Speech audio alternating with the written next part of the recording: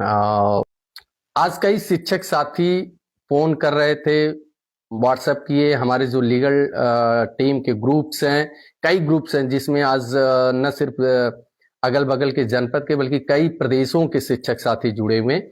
उनमें एक वो प्रश्न को लेकर बार बार पूछ रहे थे कि ये त्रिपुरा का जो केस है, जो त्रिपुरा का केस है वो फिर से टल के चला गया है 13 फरवरी को। तो उनके मन में एक प्रश्न उठ रहा है कि क्या ये 13 फरवरी को केस गया, क्या ये माननीय सर्वोच्च न्यायालय इस केस को सुनने से में गंभीरता नहीं ले रही है? क्या शिक्षकों के कैरियर यानी शिक्षकों के इस अस्तित्व को लेकर उनके मन में वो गंभीरता नहीं है, एवॉइड करने के मूड में हैं? साथियों, जो आज दिन भर जो आप लोगों का फोन आता रहा है, आप लोगों के मन में जो प्रश्न है जिसको लेकर हम समझ सकते हैं बार बार कि ये त्रिपुरा का केस बार बार डेट पे डेट, डेट पे डेट, डेट पे डेट, डेट पे डेट क्यों जा रहा है। साथियों, उसके लिए हम लोगों ने आप लोगों को बार बार बताया है कि कतई भी आप पैनिक मत होइए। एक तो ये कि आप पुनर्विचार याचिका को उससे कि वो नहीं सुना जा रहा है, त्रिपुरा का केस नहीं सुना जा रहा है, तो क्या पुनर्विचार याचिका में या जो रिव्यू में हम लोग गए हैं उसकी इतनी गंभीरता से सुना जाएगा कि नहीं? दोनों अलग अलग विषय है। पहले तो हम आपको त्रिपुरा के केस के बारे में बता दें कि ये जो डेट पे डेट, डेट पे डेट क्यों पड़ रही है। हमने पहले दिन से ही आपको बताया था कि जब ये जो मेन केस है, आप बड़े अच्छे से इसको आप समझ लीजिए, जो आप लोगों के मन में जो आता है या दिमाग में जो आपको नेगेटिव चीज आती, कतई भी नेगेटिव मत लीजिए। आप पूरा क्लियर हो जाइए इस चीज को। जो त्रिपुरा का केस है वो वहां के एसएससी नियुक्त टीचरों का है, जो 2011 से पूर्व के एसएससी के द्वारा नियुक्त संविदा टीचर थे, जो बाद में हाईकोर्ट में गए कि मुझे परमानेंट किया जाए। तो वहां की त्रिपुरा की हाईकोर्ट ने त्रिपुरा सरकार को आदेशित किया कि यदि ये समान वेतन समान काम पर हैं तो इनको परमानेंट कर दिया जाए। तो त्रिपुरा सरकार ने कहा कि ठीक है, हम परमानेंट करने के लिए तैयार हैं, लेकिन उसने उसमें शर्त रख दी कि मैं उन्हीं शिक्षकों को नियुक्त करूंगा जो डीएलएड बीएड हैं और टेट पास हैं। मैं सिर्फ उन्हीं को नियुक्त करूंगा, परमानेंट करूंगा, सिर्फ उन्हीं को परमानेंट करूंगा। तो जब ये बात आई तो फिर वहां के त्रिपुरा के एसएससी के शिक्षक सजल देव बनाम जो केस चला है, सजल देव फिर से हम माननीय उच्च न्यायालय त्रिपुरा के गए हाईकोर्ट में, और वहां उन्होंने कहा कि आपने कहा कि हमें परमानेंट कर दिया जाए, और सरकार ने कहा कि हाँ हम परमानेंट करें, लेकिन अब मेरे ऊपर टेट थोप रहे हैं।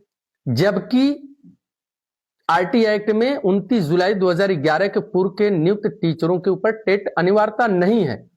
तो मुझे एज ए परमानेंट शिक्षक नियुक्त करने के लिए टेट की अनिवार्यता त्रिपुरा सरकार नहीं थोप सकती मेरे ऊपर।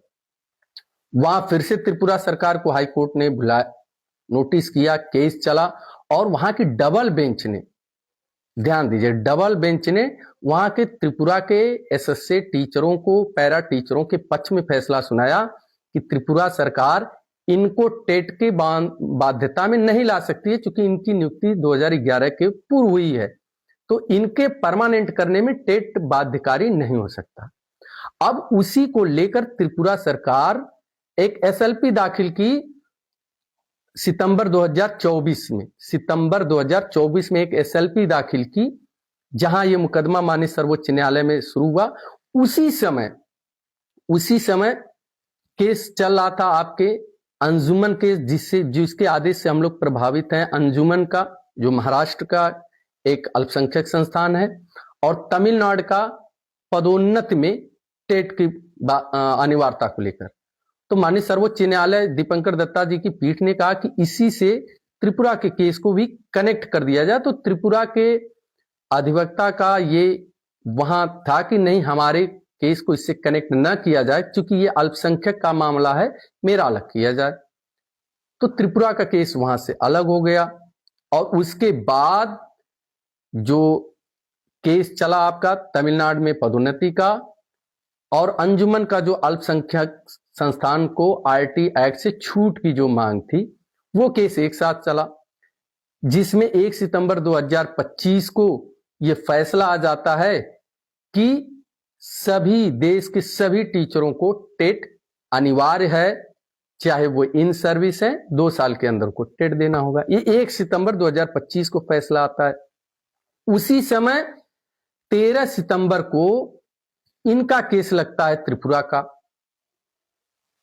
और त्रिपुरा का केस भी सेम उसी माननीय न्यायाधीश दीपंकर दत्ता जी के ही कोर्ट में लगती है, जहां 1 सितंबर 2025 का पूरे देश के इन सर्विस शिक्षकों के लिए टेट अनिवार्यता का आदेश पास होता है। तो जब 13 सितंबर को केस लगता है और पटल पे जैसे ही सुनवाई शुरू होती है, तो यही वहां था कि त्रिपुरा, चूंकि एसएलपी त्रिपुरा सरकार आई थी, त्रिपुरा सरकार त्रिपुरा हाई कोर्ट के आदेश के खिलाफ आई थी, तो जैसे ही ये केस शुरू हुआ तो त्रिपुरा सरकार के वकील ने कहा कि सर आपने तो दे दिया 1 सितंबर 2025 को आदेश, उसके तहत अब टेट पूरे देश में अनिवार्य है। तो माननीय दीपंकर दत्ता जी ने यही कहा कि भाई जब हमने 1 सितंबर को वो आदेश दे दिया तो फिर आप लोग क्यों यहां हैं, टेट तो अब सबके लिए 2 साल का मैंने समय भी दिया शिक्षकों को। तब उसी समय विद्वान अधिवक्ता जो माननीय सलमान खुर्शीद जी थे, उन्होंने कहा कि माननीय न्यायाधीश जी, आपके 1 सितंबर 2025 के उस आदेश के क्रम में ये शिक्षक नहीं आते हैं। तो उन्होंने कहा क्यों? तो आपके द्वारा कहा गया क्योंकि इन शिक्षकों की नियुक्ति एनसीटी के नोटिफिकेशन 2001 के तहत हुई है, न कि आरटी एक्ट के नोटिफिकेशन 23 अगस्त 2010 के तहत। अब चूंकि इनकी नोटिफिकेशन 2001 के तहत नियुक्ति हुई है, तो इनके ऊपर आरटी एक्ट की बाध्यता नहीं है, टेट की अनिवार्यता की बाध्यता नहीं है। इस बात को जैसे ही माननीय दीपंकर दत्ता सिंह जी ने सुना, तो उनको ये लगा कि यानी कुछ तो है। तो उस पर उन्होंने त्रिपुरा सरकार को, यानी त्रिपुरा सरकार के जो वहां स्टैंडिंग काउंसिल खड़े थे, सरकारी अधिवक्ता जी थे, उनको निर्देशित किया कि आप रीज्वाइंडर दायर कीजिए। रीज्वाइंडर यानी कि शिक्षकों की तरफ से वहां जो खड़े थे वरिष्ठ अधिवक्ता श्रीमान सलमान खुर्शीद जी, जिन्होंने यह तर्क दिया कि ये शिक्षक आपके 1 सितंबर 2025 के उस आदेश के तहत नहीं आते हैं जिसमें इनको टेट अनिवार्य है, क्योंकि इनकी नियुक्ति एनसीटी के 2001 के नोटिफिकेशन के आधार पर हुई है, न कि 23 अगस्त 2010 के आरटी एक्ट के नोटिफिकेशन की।